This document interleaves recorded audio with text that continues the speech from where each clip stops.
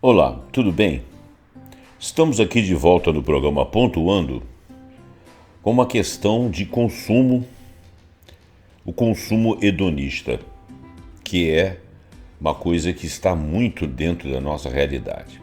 Eu vou fazer uso de alguns parágrafos aqui da pesquisa de uma autora, Paula Souza de Oliveira, cujo título é Consumo Hedonista, Impasses e Contraindicações do Consumidor Pós-Moderno para um Planeta Sustentável.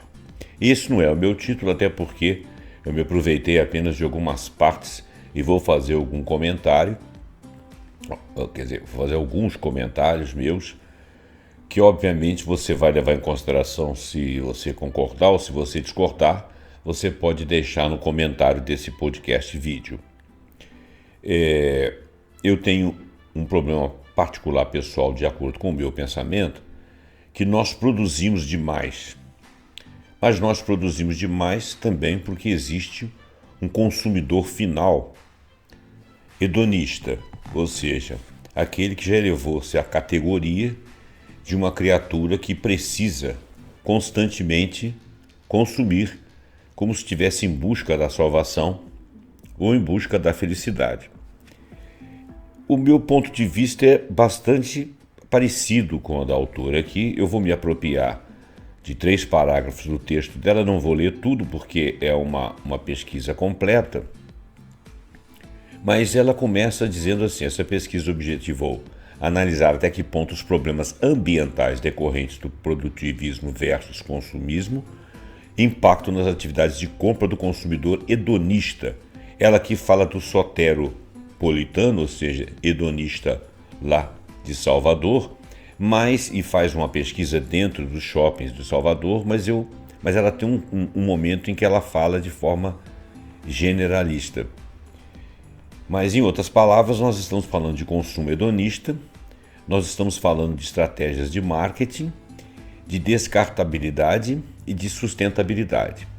E mais do que isso, eu particularmente estou falando de produtivismo desenfreado, porque o consumo hedonista cresce, o consumidor se vê colocado em xeque, ou seja, os problemas ambientais decorrentes do produtivismo e consumismo começam a ser questionados pelos teóricos da mídia, impondo e imputando aos consumidores uma parcela de responsabilidade como se eles fossem os únicos, que são palavras dela também.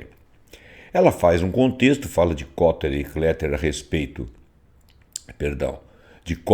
Keller a respeito da definição de marketing, que é uma literatura obrigatória para quem estuda, e Kotler e Keller, os dois autores, falam que marketing é um processo social pelo qual indivíduos e grupos obtêm o que necessitam e desejam por meio da criação, da oferta e da livre troca de produtos e serviços serviços de valor com os outros. Tudo bem, isso aí seria a definição clássica.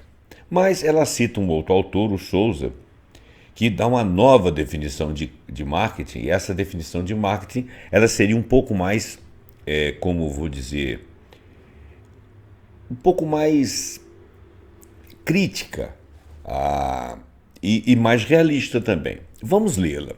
Marketing é a área do conhecimento que procura criar e recriar ideias, símbolos, produtos e serviços com a finalidade de tornar os consumidores permanentemente insatisfeitos para continuarem comprando e mantendo o crescimento das empresas e acentuando problemas para a sociedade e, eu diria, completando, e para o planeta, para o meio ambiente. Bom, eu acho uma definição bastante interessante, meio contracultural, porque vai de encontro àquela visão sagrada do que é o marketing. Hoje em dia fala-se muito de empreendedorismo, e o empreendedorismo tem tudo a ver com o marketing, e o empreendedorismo ele não leva em consideração uma série de outras dificuldades que o indivíduo convidado a ser empreendedor passa por elas. O mundo não te faz empreendedor, o mundo te deixa em segundo plano, as teorias econômicas sempre deixam você em segundo plano, acusam você de ser o grande poluidor do planeta, acusam você de ser um consumidor irrefreável que joga lixos e restos por toda parte, e acusa você de ser aquela pessoa que não está fazendo valer a sua competência para prosseguir, seguir e ganhar mais mercado. Quer dizer, no frigir dos ovos você fica fritando numa frigideira enquanto tem um braço balançando a frigideira, que é o que mais ganha. Bom, o que eu vou ler dela é a partir do ponto 2.2 do PDF aqui publicado, esse que eu citei o título, e num subtítulo aqui ela vai falar da sociedade de consumo, mídia e hedonismo. Bom, o surgimento da sociedade de consumo se dá por volta de 1980 com o nascimento dos mercados de massa e o desenvolvimento das modernas infraestruturas de transporte, comunicação que possibilitaram a ampliação do comércio em grande escala. Isso é uma tese aí de um autor chamado Lipovetsky, no ano de 2007. Ela vai fazer citação de Lipovetsky em vários momentos aqui. Os avanços tecnológicos da época, bem como os princípios tayloristas da Organização Científica do Trabalho, permitiram um incremento sem precedentes na produtividade. Em consequência, a oferta de produtos no mercado aumentou e os preços de venda foram reduzidos. À medida que você conseguia vender mais, conseguiu-se reduzir a produção, também por uma questão tecnológica, etc. Entretanto, para alcançar o mercado consumidor, foi necessário todo um processo de construção sociocultural que reeducasse a população daquela época, transformando-a em um modelo ideal de consumidor. Isso porque, tal como afirma um outro autor aqui, Rifkin, de 1995, na literatura dele, havia anteriormente na sociedade uma maior tendência de poupar e menos de consumir. Ou seja, as pessoas poupavam o que ganhavam e mais consumiam de acordo com suas necessidades reais. Portanto, o consumo era algo diferente entre os vários, não apenas entre os vários estratos da sociedade, mas muito principalmente pelas necessidades principais dessas pessoas, dessas famílias, dependendo da localidade, do país, da cultura, da forma de viver, etc. Por outro lado, além da propensão a poupar e do baixo poder aquisitivo, que era mais ou menos o que ocorria, os indivíduos daquela época encontravam-se satisfeitos com seu modo de vida e davam prioridades a atividades de lazer e em família. Com o surgimento do sistema capitalista de produção, os produtores, que são os donos do capital, idealizaram também um sistema capitalista de consumo. Eu não posso produzir se não tiver alguém que consome. Então, vamos à máxima da citação do marketing de maneira crítica que eu citei aqui atrás. Eles não produziram só o produto e os serviços. Eles começaram a produzir através do marketing consumidores insatisfeitos, ou seja, pessoas que viessem ou se tornassem num novo modelo de vida de consumidores. Muito bem. Isso visava tornar possível o escoamento de seus produtos e dessa forma aumentar constantemente suas escalas de produção, elevando o lucro do capital investido. Nova citação do Rifkin, de 1995. Para isto, o marketing, que até então havia desempenhado um papel secundário nos negócios, assumiu uma nova importância, eu diria uma importância capital. Da noite para o dia, a cultura do produtor transformava-se na cultura do consumo. Quer dizer, mais do que uma tendência, uma necessidade de produção para poder satisfazer algumas necessidades das pessoas, começou-se a criar nas pessoas a necessidade dos produtos. Essa é a minha fala e a minha visão, tá? Mas eu transcrevo isso também, retiro também isso do texto. Lipovetsky, Entretanto, defende que atualmente, mais que uma sociedade de consumo, nós vivemos uma sociedade de hiperconsumo, que se caracteriza pela passagem do consumo ostentatório, a busca por diferenciação social, para o consumo emocional e experiencial. Tudo está nisso aí. Hoje, por exemplo, você fala muito de alimentos que são saudáveis, que não são saudáveis, que são orgânicos, que não são orgânicos. Começa a se caracterizar uma moda, uma forma de viver de uma determinada maneira, como se aquilo ali fosse salvação. Os produtos processados realmente fazem muito mal, então existe toda uma política de dizer que aquele produto é mais naturalizado do que um outro produto é natural, e tudo aquilo vira consumo, necessitando de você daquilo, sendo aquilo efetivamente o que diz que é, ou sendo aparentemente aquilo. É como você, quando vai consumir de uma empresa qualquer, ela diz que ela tem a produção dela de formato ecológico, que aquilo ali faz melhor para você, não agride o meio ambiente, e aproveita esse marketing para fazer a sua cabeça, para dizer que é um produto limpo e que é um produto que você precisa, e de repente você não precisa. Então, quer dizer, continua-se na escala de alta produção, de modismo, consumo hedonista, emocional, diferenciação social e até de experimentação ou experiencial.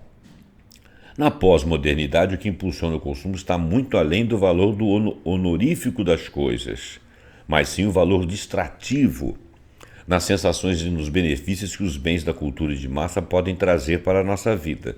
Viver melhor, entre aspas, viver melhor, gozar dos prazeres da vida, não se privar, dispor do supérfluo, aparecem cada vez mais como comportamentos legítimos das finalidades em si. Obviamente não dito com essas palavras, mas entremeados no marketing que visa atingir o consumidor, ou melhor, fazer a sua cabeça. Olha bem, viver melhor, gozar os prazeres da vida, não se privar, dispor do supérfluo, aparece cada vez mais como comportamentos legítimos e finalidades em si. Junto com isso, a criminalização da forma como você consome, como se você, ao mudar o seu comportamento, fosse salvar o planeta. Ela vai falar disso mais à frente. Vale a pena ressaltar, entretanto, que a busca pelo prazer hedonista através do consumo não é algo recente. Conforme afirma um autor, Soares, em sua citação em 2000, desde os primórdios do capitalismo, com o processo de automatização da economia e ascensão da burguesia, havia por parte desses últimos uma valorização excessiva ao estilo de vida luxuoso e hedonista. Na contemporaneidade, contudo, o consumo aparece como a promessa de preencher os espaços vazios da vida humana, repleta de insatisfações e sofrimentos. Eu creio que a vida humana sempre foi repleta de insatisfações e sofrimentos, e que o filão que eles acharam aí é dizer aos indivíduos que eles podem preencher esses vazios dessas insatisfações e sofrimentos com aquilo que se consome. Lê do engano. Assim, os indivíduos buscam no consumo um analgésico para aliviar as dores cotidianas, esquecer a culpa de ser responsável pelas misérias do mundo também, vivendo ao máximo seus ideais e fantasias e também prazeres. Porém, essas insatisfações não cessam, sendo apenas convertidas em novas possibilidades de consumo. Sob a perspectiva da mídia como principal indutora do consumo através das técnicas de sedução, Baudrillard, em 1969, em sua literatura, advoga que, embora não esteja diretamente ligada à produção e ao uso dos bens materiais, a propaganda é, em si mesma, um bem de consumo, já que ela permeia o ambiente da compra, tentando fazer-nos crer que somos amados pelo que consumimos, ou diferenciados, ou visíveis, ou mais visíveis, diria eu.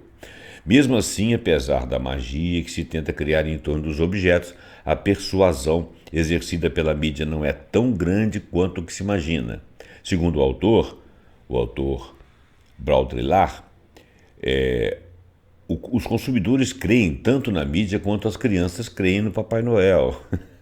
E assim como as crianças agem como se nela acreditassem, lisonjeados pela solicitude e pela atenção que lhes é dada. Na realidade, elas estão se aproveitando de que alguém está dizendo para você, creia nisso, e ele diz, então eu creio, porque você me dá algo.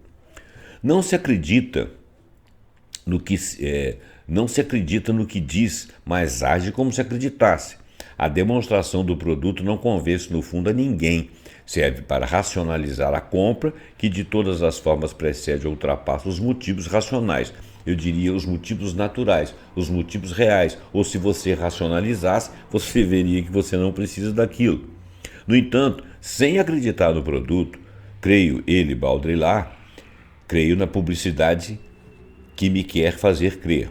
Ele está se colocando na posição daqueles que creem porque querem crer.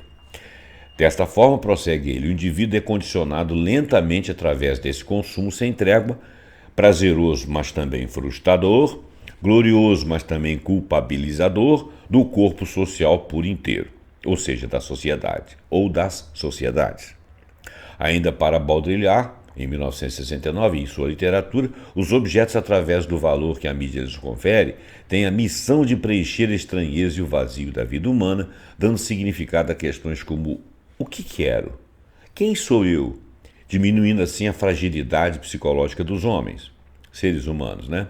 Tal como os sonhos noturnos têm a função de preencher o sono, a mídia, ao incitar o lúdico e o irreal, termina por preencher as lacunas da vida social moderna. Desse modo, muito embora a mídia não possua uma razão de ser ou utilidade do ponto de vista do consumo em si mesmo, não podendo ser consumida ela, a própria mídia, ela é socialmente necessária, entre aspas, né, na medida em que os indivíduos inconscientemente, né, submetidos a isso, elas se submetem e ainda assim, mais do que isso, se tornam dependentes da atenção que lhes é dirigida. Desta forma, Bauman, como uma citação de Andrade em 2008, afirma que para que os consumidores possam ser seduzidos pelas mensagens midiáticas, é necessário que eles queiram ser seduzidos. É o caso lá da criança, que finge acreditar porque ela está sendo seduzida pela promessa daquilo que ela vai ganhar. Então, para Bauman, Bauman afirma que os consumidores podem ser seduzidos pelas mensagens midiáticas, é necessário que eles queiram, na realidade, ser seduzidos. As promessas de satisfação feitas pela mídia são, de fato, mais importantes que a própria satisfação. Após a aquisição de um bem, tem-se um sentimento de satisfação imediato. Contudo, o lançamento constante de novidades no mercado, propositalmente, logo transforma essa satisfação em insatisfação, gerando uma descartabilidade constante de mercadorias e alimentando assim o ciclo vicioso produzir versus consumir versus rapidamente descartar. Na realidade não é versus. Produzir, ato contínuo, consumir, ato contínuo, rapidamente descartar, para que a nova produção seja novamente consumida e novamente descartada. Essa efeméride é para Bauman, ela deve estar falando de Zygmunt Bauman, base para o entendimento do comportamento do consumidor na sociedade de consumo. Vem agora um subtítulo 2.3, Felicidade, Descartabilidade e Insatisfação. Aí ele faz a citação de uma música aqui, do John Lennon nos Beatles, que é Happiness is a Warm Gun. Felicidade é um revólver quente. Uma citação de Monteiro de 2008 a respeito da tradução da música dos Beatles, que tem como autor o John Lennon. Happiness is a warm gun significa felicidade é um revólver quente. Inclusive tem uma música do Belchior que faz essa citação também. Ele diz, a felicidade é uma arma quente. E eu acho que happiness is a warm gun. Gun é arma. Eu acho que a revólver seria muito especial. Muito específico. Ele está falando felicidade, happiness is a warm gun. Warm é quente, gun é arma, não necessariamente revólver. A tradução da música dos Beatles serve como metáfora para elucidar as consequências da ênfase dada pela sociedade pós-moderna à busca da felicidade através dos bens de consumo da cultura industrial. Anteriormente vista como um bem a ser alterado no plano espiritual, a felicidade é democratizada através do consumo e passa a ser vista pela ótica do bem-estar terreno e material. Uma vida totalmente materialista. A sua felicidade cega pelos seus sentidos, nunca pela sua interiorização. Não é alcançada pelo plano espiritual, seja lá como for que você define o que é espírito. A sociedade de consumo, através dos artifícios midiáticos, passa a associar seus bens aos signos do prazer e da felicidade, prometendo a satisfação via objetos de consumo. Lipovetsky explica que a partir do século XVIII a sociedade vê surgir o ideal de busca da felicidade como razão primeira da existência humana, a qual todos os esforços deveriam ser apenas meios para atingir uma vida confortável e feliz. Os progressos das ciências deixam de ser apenas especulações e passam a ser vistos como um meio efetivo para a melhoria da qualidade de vida humana. Desta forma, em face da busca desenfreada da felicidade através dos bens mercantis, o autor Lipovetsky questiona: produzimos e consumimos sempre mais. Não somos mais felizes por isso. É possível que o caminho tornado pela civilização técnico-mercantil seja o impasse fatal? É possível que o culto moderno do Homo Felix seja o instrumento de nossa maior infelicidade? Neste movimento de passagem do Homo consumericus, nascido juntamente com o surgimento da sociedade de consumo, para o Homo Felix, em sua eterna busca pela satisfação emocional, uma característica marcante do Homo consumericus ainda se mantém viva: a descartabilidade. A busca pelaquilo que Lipovetsky chamou de gozos instantâneos, caracterizada pelo uso e descarte cada vez mais rápido dos produtos. Fazendo um adendo aqui, você já viu a quantidade de vezes que você é assaltado pela visão de um bolo, de uma torta cremosa, cheia de morangos e chocolates? Você imaginava isso há uns tempos atrás? Você que é uma pessoa mais velha, por exemplo? Na sua juventude, você que é um mediano aí entre 40 e 60 anos, você tinha essa oferta desses produtos com facilidade, vendida em pedaços e não pedaços não muito caros? Pois é, quando você acaba de comer aquilo ali, você introduziu uma quantidade de gordura e açúcar no seu organismo, te deu um gozo especial naquele instante, você a come em 3 a 4 minutos e aquilo ali pode te fazer um mal acumulado por anos, não é isso? Esses gozos instantâneos têm consequências vitais. Então, ao tentar compreender, voltando ao texto, ao tentar compreender as variáveis que moldam o comportamento político dos cidadãos na contemporaneidade, por meio dos seus hábitos de consumo, Sennett, outro autor citado, realizou um estudo acerca da paixão autoconsumptiva, pelos mesmos sobre a qual afirma que o desejo e a expectativa do homem por um determinado bem é mais intenso antes de possuí-lo, mas esvai-se instante após o ato da compra. Eu vou comparar a questão lá do bolo que você consumiu muito rapidamente. 15 minutos depois, se você tiver algum tipo de consciência, você fala assim: puxa, 5 minutos de felicidade, cadê a felicidade? Ela já foi embora. E quando você compra um carro novo, ele é um carro do ano de 2024. No ano seguinte, ele já é um carro do ano de 2024. Ou seja, um carro um ano mais velho. A sociedade moderna, o desejo pelo novo é mais importante e mais valorizado que o próprio bem em si, porque você quer estar sempre atualizado. É o caso do carro, é o caso da roupa, né? O motor da moda, com os artifícios da estética e da tendência, a baixa qualidade dos produtos causam a rápida obsolescência dos bens. Aliás, a obsolescência hoje em dia ela é até programada. Se você for ficar muito tempo com o objeto, ele começa a dar de si. Como quem diz, acende uma luz de alerta e diz: olha, está na hora de você me jogar fora. Mas eu digo para ele: mas você ainda presta, você ainda serve. Ele fala: mas a partir de agora eu vou dar defeito. Bom, consequentemente, nessa sociedade, em que tudo é rapidamente descartado, o consumidor tem de ser uma pessoa desprovida de qualquer forma de apego, né? O discurso dominante, ao mesmo tempo, a filosofia da vida atual é a de que libertar-se da possessividade também é uma forma de liberdade. Olha bem, você tem a liberdade de possessividade de artigos que você troca, mas você está sempre na posse de artigos. Na realidade, você é possessivista. Você se livra da posse daqueles que alguém disse para você seja porque eles são descartados, seja porque eles já chegaram ao momento que estragam, né? E que você não pode mantê-los consigo, ou seja porque trocou uma lâmpada, trocou um perfil, trocou um tecido, trocou um desenho, e você é obrigado, porque as tendências de um ano para o outro mudam, e você é obrigado a se livrar daquilo. Então, olha bem, aqui existe uma dicotomia, mas uma dicotomia que se confunde com no mesmo assunto. Vamos ver se me faço entender.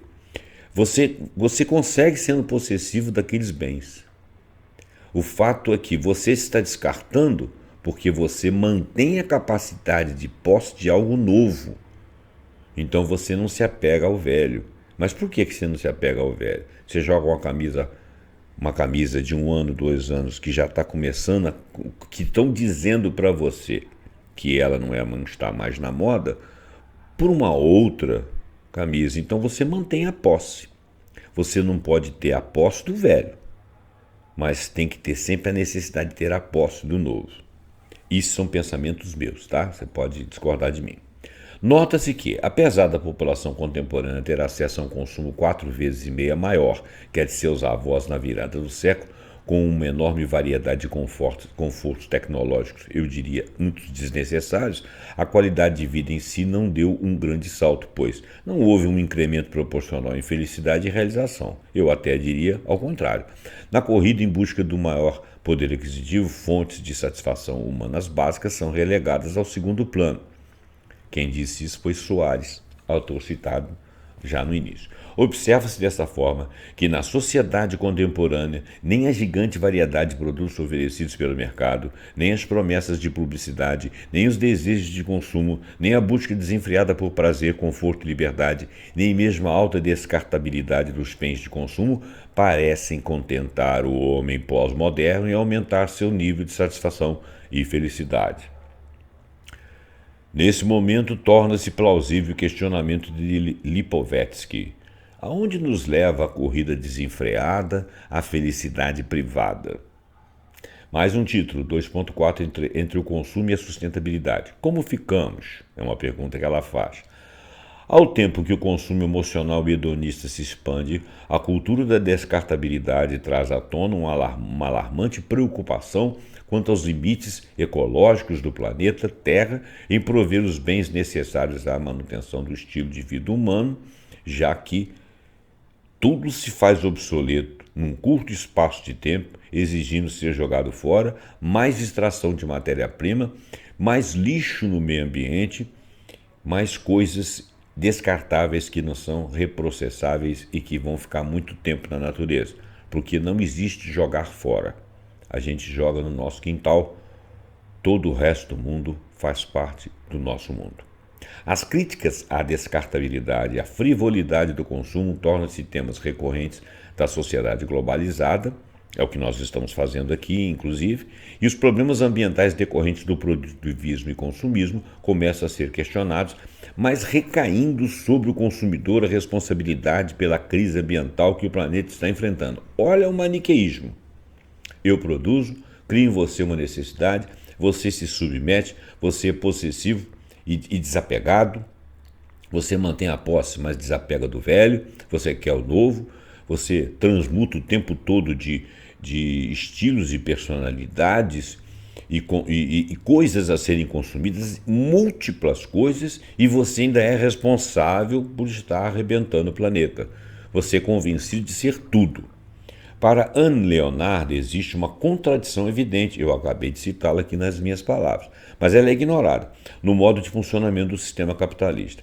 Em seu documentário The History of the Truth, de 2005, a ativista explica que o capitalismo é atualmente apresentado como sendo um sistema linear, ou seja, um sistema que se move de forma unidimensional, que vai da extração, produção, distribuição, consumo para tratamento e lixo.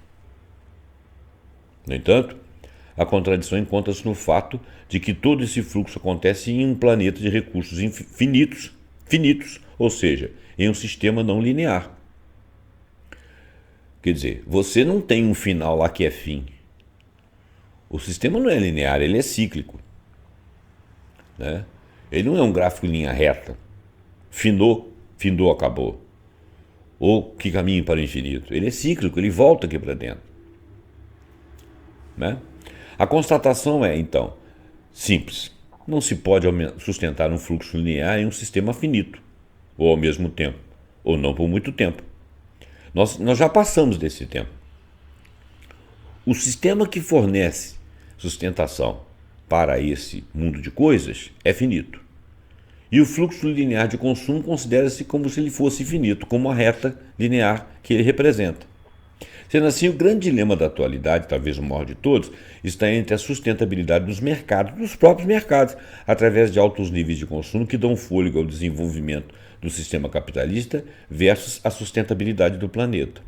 Isto porque o poder de regeneração da natureza não é tão grande quanto imaginado, e nem é recorrente, nem é tão rápido, e os recursos naturais que fornecem base à produção dos bens de consumo já vêm há muito demonstrando sinais de esgotamento. Citação de Diez-Sold, que eu não sei quem é. Esta afirmação pode ser constatada com base nos dados do relatório do Planeta Vivo, da World Wildlife Fund, segundo a qual, é uma instituição, né? Segundo a qual, visto em 2006, o consumo de recursos naturais já superava 25% da capacidade de regeneração da natureza. Isso em 2006. Nós vamos fazer daqui 2 anos, 20 anos disso, ou seja, já tem 18. O consumo de recursos naturais do planeta superava 25% da capacidade de regeneração. Para haver um ponto de equilíbrio entre consumo anual por pessoa e a capacidade de regeneração dos recursos naturais, o consumo individual deveria ser, no máximo, 1,8 hectares globais. Mas, naquele ano, o consumo médio anual por pessoa já alcançava 2,2 hectares globais. A rápida evolução da degradação do meio ambiente pode ser observada ao se comparar as informações do relatório de 2006 com as de 2008, no qual se afirma que o estilo de vida humano já demandava 30% a mais do que a natureza poderia suportar.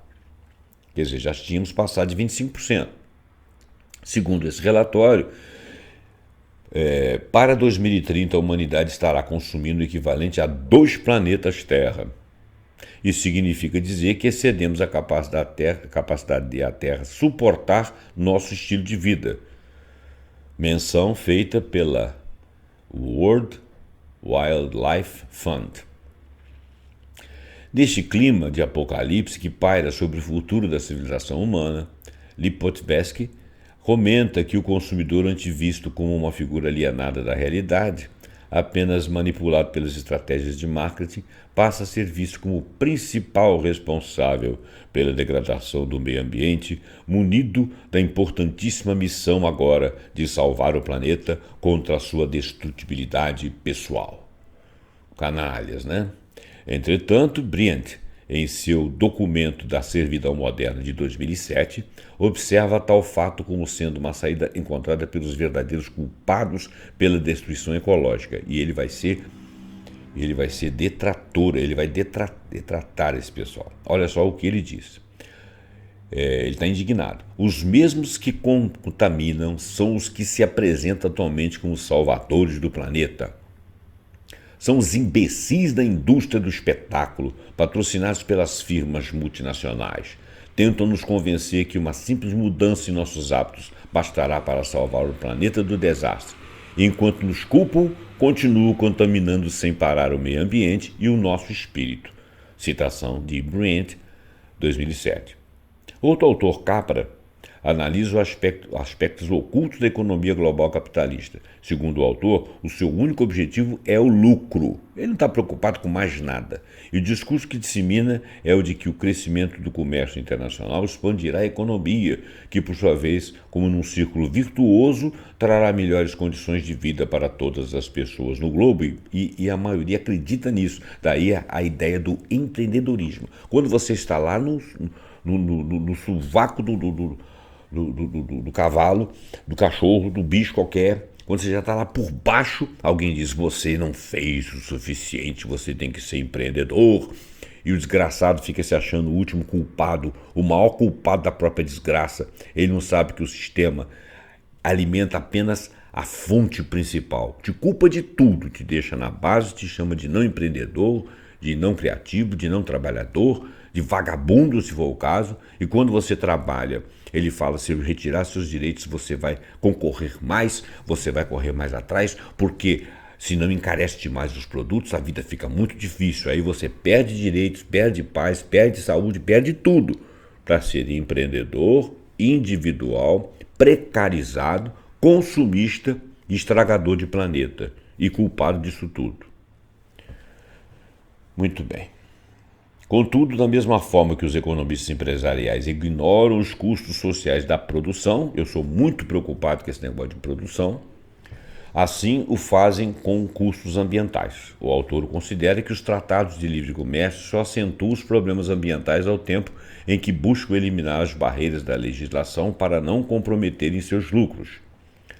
Claro, deste modo, a destruição ambiental não é somente um efeito colateral, mas é um elemento essencial da concepção do capitalismo global. Por outro lado, o dilema da sustentabilidade versus economia é, para Porter, outro autor, uma oportunidade de alavancagem competitiva por parte das empresas. A escassez de insumos e as normas ambientais forçam as empresas a inovar, buscando soluções para o desperdício e a poluição, diminuindo consequentemente seus custos. Nesse sentido, a competitividade da economia global depende de novas formas de produzir, diminuindo impactos negativos da ação humana no meio ambiente e proporcionando uma mudança de paradigma para uma economia baseada na sustentabilidade. Mas eles não desistem de produzir. E produzir muito, e você consumir. Perspectivas da sociedade de consumo para um planeta sustentável 2.5 é o novo item. O modelo capitalista de consumo fez surgir na sociedade o culto ao modo de vida hedonista, baseado na busca da felicidade e do prazer individual através dos bens da cultura mercantil. No entanto, como já constatado, este modelo de sociedade não é viável a longo prazo em função do desequilíbrio ecológico que vem causando o planeta. Deste modo, torna-se necessário refletir acerca dos valores nos quais estão centrados o nosso modo de vida atual, e repensar novas formas de organização de um modelo sustentável de vida e da sociedade. O autor Capra defende que a sociedade pós-moderna e insustentável necessita ser reestruturada desde sua base. Neste contexto de grandes ameaças ambientais que vêm levantando críticas e questionamentos em todo o mundo, um grande número de ativistas e ambientalistas tem se levantado contra a lógica selvagem do capitalismo global, não apenas exigindo, mas principalmente propondo novas formas de organização. O autor defende que é necessário reformular a sociedade globalizada, de forma que os interesses da dimensão econômica não sejam apenas o único centro da sociedade para o qual todas as demais dimensões convergem, como se fosse a única coisa importante. Estas nova sociedade não se oporia ao comércio internacional, mas ao contrário, reformularia os seus princípios para desenvolver suas atividades de forma ética e sustentável. A sustentabilidade ecológica seria um dos pilares principais dessa nova globalização. Eu diria até, essa é uma opinião minha, que nós teríamos que rever a forma produtivista, porque será que são apenas os países capitalistas que produzem? Será que todo mundo não tem essa indução ao produtivismo? E ainda que para satisfazer sociedades ex-sociedades socialistas ou ex-sociedades de bem-estar social, que são, vamos dizer assim, que tem um capitalismo mais equilibrado, ou que tem um capitalismo lá fora de suas fronteiras, essas sociedades que hoje em dia também consomem e querem satisfazer os seus nacionais, eles também são produtivistas. Ainda que distribuindo mais a riqueza, igualando mais as pessoas tendo acesso a mais coisas de forma mais natural e cada vez mais gente. Olha, se é cada vez mais gente, nosso problema também é o produtivismo, não é só o marketing e a necessidade de consumir. Então, temos que repensar isso. Para isto em princípio, Capra, o autor, defende que é imprescindível a alfabetização ecológica por parte de toda a sociedade, visando criar uma consciência quanto à dependência humana aos ecossistemas naturais. E é preciso também que essas pessoas sejam politizadas para saberem que elas têm que resistir às indústrias, resistir ao comércio, resistir às demandas atuais excessivas. e começarmos a repensar a economia. Claro que eu não quero que as pessoas fiquem desempregadas, mas nós temos que ter uma alternativa ao produtivismo. Nós temos que eleger outras coisas como riquezas, outros serviços como riquezas. A gente não pode ficar trocando de carro de 2 em 2 anos, chamando o carro anterior de obsoleto, gerando lixo, computador da mesma forma, celular da mesma forma, roupa da mesma forma. As indústrias, por sua vez, devem criar um elo de dependência mútua no qual os resíduos de uma poderiam ser reciclados e reutilizados por outra, diminuindo os impactos da sua produção no meio ambiente. Por fim, mudanças de hábitos como o fazer mais com menos, tanto por parte dos consumidores como das empresas, e o desenvolvimento de novas tecnologias baseadas no consumo de energias renováveis constituem este novo modelo de sociedade com valores e ações voltados para a sustentabilidade. Sim, mas isso aí ainda é utópico e teórico, porque nós precisamos de pesquisa para isso. Nós temos também que ter dinheiro para isso. Nós temos que ter energia para prover a transição energética. Olha só, nós precisamos de energia para prover a transição energética. Porque a energia, no caso aí, você tem que trocar o petróleo como fonte de energia, né? Tudo bem. Mas enquanto você está consumindo petróleo, que o dinheiro dele seja gasto em pesquisa. Porque pesquisa não se faz sem dinheiro, tá? Então nós precisamos da energia social, da energia para tocar mesmo indústrias, mas para tocar pesquisas, para poder fazer trocas energéticas, transição energética. E precisamos de energia para mudar o planeta também. Uma total inversão de valores faz-se necessária para a recuperação e o bem-estar do planeta, para que esses sejam paradigmas centrais da sociedade. Para isso, o relatório da WWI de 2010 defende 3 metas que devem ser universalmente válidas. Primeiro, o consumo de bens nocivos ao meio ambiente deve ser completamente desestimulado. Segundo, substituir o consumo privado pelo consumo público e principalmente pelo consumo de serviços, consumindo o mínimo possível. E terceiro, planejar os bens para durar mais, diminuindo assim os resíduos e acabando a descartabilidade dos produtos. Bom, eu concordei com algumas coisas aqui. Substituir o consumo privado pelo consumo público, onde muitas pessoas dividem uma determinada coisa, por exemplo, consumo público de transporte, né? Só para citar um exemplo, principalmente pelo consumo de serviços, né? Mais de uma pessoa sendo atendida pelo mesmo tipo de serviço para que você tenha menos gasto. E, bom, neste processo de reformulação da cultura, a educação ecológica, a reformulação do modelo de funcionamento da economia e das empresas e as ações dos governos, o papel da mídia e o poder dos movimentos sociais, principalmente, mas para isso você precisa de consciência, são imprescindíveis para a transformação da sociedade, da cultura do consumo, em uma sociedade de cultura de sustentabilidade. Claro está que essa transformação cultural não será fácil. É mais fácil falar do que fazer. Você precisa de toda uma organização. Isso é uma coisa quase que geracional. Mesmo o consumismo, com avanços tecnológicos sofisticados e muitos recursos a ele dedicados, levou séculos para se tornar dominante. Claro que essa mudança de paradigma vai ser complicada também. A mudança para uma cultura de sustentabilidade dependerá de redes potentes de pioneiros culturais que iniciem, defendam e façam avançar este novo e urgente necessário paradigma. WWI, né? Na sociedade contemporânea, o tema da sustentabilidade extrapolou a dimensão política e governamental, atingiu o âmbito social, aguçando o interesse dos indivíduos em discutir o tema e o da mídia em informar e tentar criar uma consciência social acerca do dever de todos os indivíduos de fazer a sua parte. Entretanto, Menezes e Félix, em publicação de 2010, questionaram até que ponto o discurso da mídia exerce impacto efetivo sobre a ação das pessoas no sentido da conscientização ambiental, já que, até o dado momento, a maioria da população tem se mostrado indiferente aos problemas ambientais enfrentados pelo planeta. As autoras afirmam que, muito embora a mídia tenha trazido o debate ambiental para o dia a dia dos cidadãos, esses últimos, apesar de demonstrarem sensíveis ao problema, ainda não lograram enxergar o planeta como sendo um espaço público, ou seja, para eles o problema da sustentabilidade é de responsabilidade de outros. Por outro lado, a imprensa, como sendo porta-voz da sociedade, tem por obrigação estimular a tomada de consciência ambiental de forma a garantir que os indivíduos se sintam parte do problema, mas também parte da solução, inclusive politizadamente, cobrando dos grandes produtores de desastres, que eles não os cometam. Lipovetsky, contudo, acredita que ainda diante das ameaças ecológicas, a sociedade de consumo continua tendo seu ápice e assim será durante as próximas décadas, não havendo dessa forma previsão para seu fim. Eu não sei se o planeta vai conseguir chegar até lá.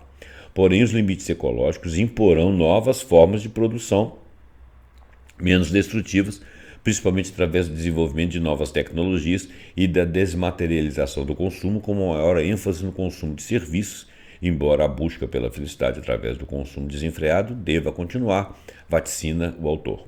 Lipovetsky acredita que, assim como passamos de uma sociedade do consumo para uma de hiperconsumo, haverá um momento em que será necessário repensar a felicidade e encontrar novas formas de produzir e consumir. Chegará o dia em que a procura da felicidade não terá mais o mesmo poder de atração, a mesma positividade, a busca da realização de si acabará por se despreender da corrida sem fim aos prazeres de consumo, ou ao consumo hedonista.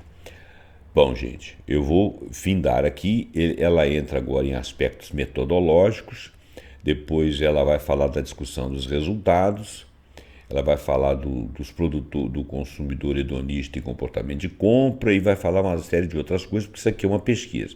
Eu peguei essa fase inicial aí porque, embora de maneira um tanto superficial, mas apenas descritiva, ela cita vários autores, ela fez uma pesquisa, um estudo sobre a questão do consumo hedonista. Eu quero fazer, e não vou prometer porque vai depender do que eu achar, da pesquisa que eu fizer, eu quero achar alguma coisa sobre a substituição do produtivismo e quero também fazer uma observação a respeito das questões de como e quem está produzindo. Porque hoje em dia se equipara muito Oriente e Ocidente naquilo que a China está produzindo, aquilo que os mercados estão diferenciados, nós temos um mundo multipolar, mas nós ainda estamos com o consumo desenfreado, com a produção de bens que fazem mal ao planeta. Nós estamos produzindo armas, nós estamos produzindo guerras, porque tem uma central que precisa ser alimentada de um capital imenso e está transformando tudo nesse capital. Eu não vou entrar em mais detalhes porque o vídeo já ficou longo. Muito obrigado pela sua atenção. Até o próximo programa pontuando com algum assunto que nós acharmos muito interessante. Até lá.